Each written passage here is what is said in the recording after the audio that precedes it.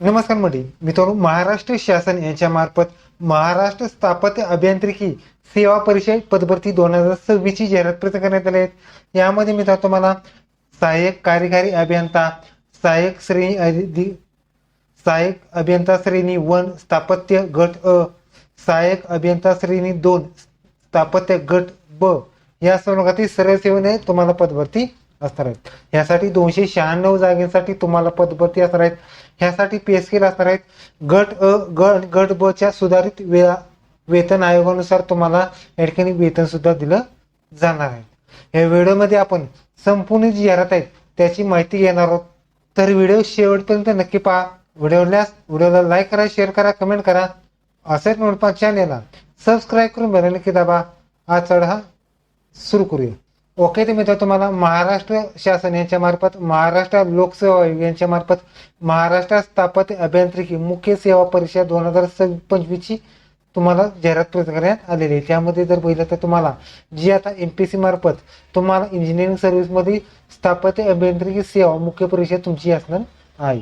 यासाठी मित्र तुम्हाला 4 मार्च 2026 ला तुम्हाला ठिकाणी जो प्रीचा रिझल्ट जाहीर करण्यात आला होता त्याची या ठिकाणी तुम्हाला आता मेन्स एक्झामिनेशन असणार आहे. त्यासाठी 296 जागेसाठी तुम्हाला पदभरती असणार आहे. त्यासाठी 16 मे 2026 ला तुमची एक्झाम असणार आहे. एक्झाम मित्रांनो अमरावती, छत्रपती संभाजीनगर, नागपूर, नाशिक, नवी मुंबई, पुणे एवढ्या एक्झाम सेंटरवरती तुमच्याकडे एक्झाम असणार आहे. ह्यासाठी मित्रांनो ऑनलाईन अर्ज जर पाहिला तर 16 मार्च 2026 ते 30 मार्च 2026 पर्यंत तुम्हाला हा फॉर्म भरायचा आहे. त्याचबरोबर लास्ट डेट असणार आहे 30 मार्च 2026 असणार आहे.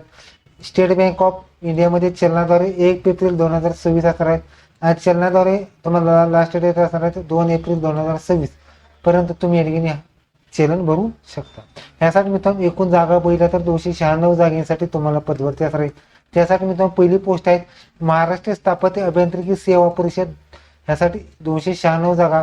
त्यापैकी सार्वजनिक बांधकाम विभागामध्ये पहिली पोस्ट आहेत सहाय्यक कार्यकारी अभियंता स्थापत्य 1. एकूण 28 जागेसाठी तुम्हाला पदभरती असणार आहे. त्यासाठी अनुजातीसाठी 7, जमात 1, विजा अ 2, बज ब 2, बज क 2, विम व 8, ECBC 3, EWS 2 आणि राखीवसाठी 1 जागा असणार. त्यासाठी सर्वसाधारणसाठी 19 जागा, महिलांसाठी 19 जागा अशा स्वरूपात तुम्हाला जागेची पदभरती असणार. पुढची पोस्ट आहे सहाय्यक अभियांत्रिकी श्रेणी 1 स्थापत्य गट अ. एकूण 86 जागा. त्यासाठी जातीसाठी 18, विजा अ 1, जमाती 1, विजा अ 1, बज क 1, विमप्र 2, ECBC 9, EWS 9 आणि ओपन 42 जागांसाठी तुम्हाला पदभरती असणार. त्याचबरोबर सर्वसाधारणसाठी 57 जागा आहेत, महिलांसाठी 26 जागा, खेळाडूंसाठी 3 जागांसाठी आणि दिव्यांगासाठी 3 जागे आणि अनाथांसाठी 1 जागांसाठी पदभरती असणार आहे. पुढची पोस्ट आहे सहाय्यक अभियंता श्रेणी 2 स्थापत्य गट ब. एकूण 182 जागा. त्यापैकी मित्रांनो अनुजातीसाठी 16, जमाती 6, विजा अ 6, बज ब 6, बज क 3, बज ड 2, इमव 9, विमप्र 7, ECBC 18, EWS 26. त्याचबरोबर ओपन 82 जागेसाठी तुम्हाला पदभरती असणार आहे. त्याचबरोबर सर्वसाधारणसाठी 119 जागा, महिलांसाठी 56 जागा, खेळाडूंसाठी 7 जागा, दिव्यांगासाठी 10 जागा आणि अनाथांसाठी 1% म्हणजे 2 जागेसाठी तुम्हाला पदभरती असणार. यासाठी मित्रांनो पदभरतीमध्ये काही नियम व अटी शर्ती सुद्धा आहेत. 12व्या उपयुक्त संवर्ग पदाच्या समांतर आरक्षण तपशील हे शासन मागणीनुसार तुम्हाला असणार आहे. त्यामध्ये आरक्षणामध्ये वाढ किंवा बदल होण्याची शक्यता सुद्धा असणार आहे. यामध्ये तुम्हाला जर आरक्षणामध्ये असेल तर तुम्हाला महिला आरक्षण आहे, त्यामध्ये डोमासेल वगैरे सगळे आरक्षण लागणार आहे. त्यामध्ये विमुक्त जाती अ, भटक्या जाती ब, भटक्या जाती क, भटक्या जाती ड या प्रकारासाठी तुम्हाला या ठिकाणी NCL सुद्धा तुम्हाला लागणार आहे. त्यामध्ये EWS साठी जे आरक्षण असते ते 31 मे 2021 च्या अनुषंगाने तुम्हाला या ठिकाणी जे मेन्स एक्झामिनेशनसाठी 2024-25 अथवा 25-26 वर्षिक तुम्हाला EWS सुद्धा लागणार आहे. त्यामध्ये मित्र तुम्हाला राज्य शासनानुसार खेळाडूंचं आरक्षण देण्यात आलं आहे, दिव्यांगाचं आरक्षण सुद्धा देण्यात आलेलं आहे. यामध्ये वेतन श्रेणी असणार आहेत गट अ आणि गट ब. सुधारित वेतन मॅट्रिकनुसार तुम्हाला पदभरती आणि पेमेंट असणार आहे. त्यामध्ये पात्रता असणारं भारतीय नागरिकत्व आवश्यक राहणार. वयोमर्यादा 1 जुलै 2026 रोजी वयोमर्यादा राहणार आहे. ओपनसाठी किमान 18 ते किंवा 19 वर्ष, ओपनसाठी 38 वर्षापर्यंत तुम्ही हा अर्ज करू शकता आणि कास्टमध्ये असेल 83 वर्ष तुम्ही हा अर्ज करू शकता. त्याचबरोबर खेळाडूसाठी 83 आणि मागासवर्गीयासाठी 83 वर्ष तुम्ही हा अर्ज करू शकता. यासाठी शैक्षणिक अर्हता जर दिली तर मी तुम्हाला मान्यताप्राप्त विद्यापीठाची BE BTech मधून डिग्री राहणार आहे. त्यामध्ये सिव्हिल आणि water management, civil and enrolment, civil structure, civil construction technology मधून तुम्हाला या ठिकाणी तुम्हाला एज्युकेशन लागणार. त्याचबरोबर मराठी भाषेचं नॉलेज सुद्धा लागणार आहे. आणि सर्वात महत्त्वाची गोष्ट म्हणजे विद्यार्थी या ठिकाणी साठी जे लास्ट इयर अपेअरसाठी बसलेले होते, आता त्यांना या ठिकाणी जे तुमची डिग्री कंपल्सरी लागणार आहे. यामध्ये निवड प्रक्रिया जर दिली तर तुम्हाला जाहिरातीमध्ये नमूद अर्हता पात्रतेविषयी निवड अटी व किमान असून किमान अर्हता धारण केलेले विद्यार्थी शिफारसीसाठी पात्र नसणार आहे.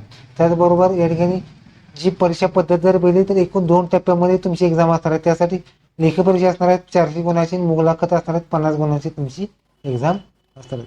मुख्य परीक्षेत प्रवेश असणार आहे. मित्रांनो, मुख्य प्रवेशासाठी आयोगाच्या निश्चित केलेल्या गुणाची या ठिकाणी सीमांकन रेषा व मर्यादित मुख्य प्रवेश या ठिकाणी तुम्हाला हा अर्ज करता येणार आहे. म्हणजे जर तुम्ही लेखी परीक्षेमध्ये क्वालिफाय झाण्यासाठी जी काही मार्कांची अट आहे ते क्वालिफाय झाले तरच तुमची या ठिकाणी इंटरव्ह्यूसाठी तुम्ही पात्र असणार आहे.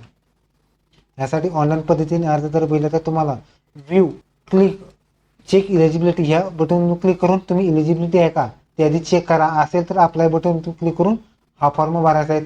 त्यासाठी जिल्हा केंद्र निवडल्यानंतर तुम्हाला पेमेंट सुद्धा येणार आहे. पेमेंट तुम्हाला जर बघितलं तर माय अकाउंटमध्ये जाऊन तुम्ही हे पेमेंट करू शकतात.